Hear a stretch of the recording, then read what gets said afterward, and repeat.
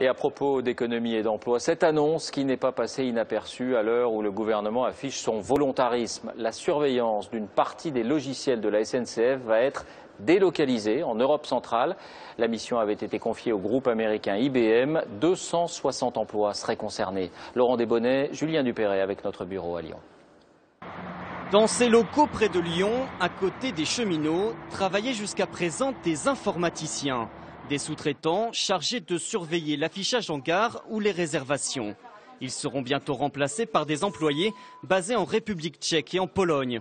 Selon les syndicats, 260 postes de sous-traitants seront supprimés en France et 45 de cheminots. Ce qui nous choque, c'est que dans la situation de l'emploi aujourd'hui, on délocalise des emplois d'informaticiens alors qu'on a toutes les compétences pour maintenir ces emplois sur le territoire national.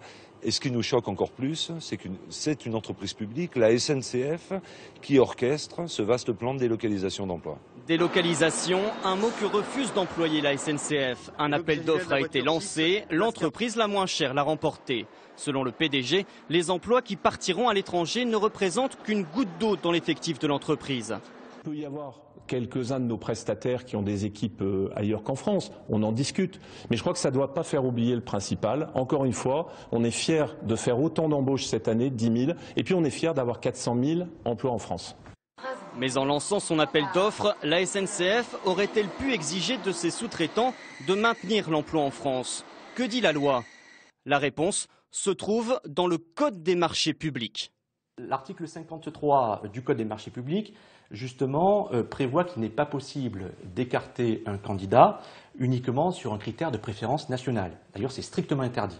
La SNCF n'est pas d'ailleurs un cas isolé. Ce centre d'appel, installé en Arménie, se vante d'avoir travaillé pour un sous-traitant de Pôle emploi ou encore l'assurance maladie. Mais alors, que peut faire l'État pour éviter ces délocalisations? Pour l'instant, aucun commentaire du gouvernement. Il y a 2 mois, le syndicat des transports d'Île-de-France avait attribué un marché public à un centre d'appel installé au Maroc. Tollé, le gouvernement avait demandé de revoir l'appel d'offres.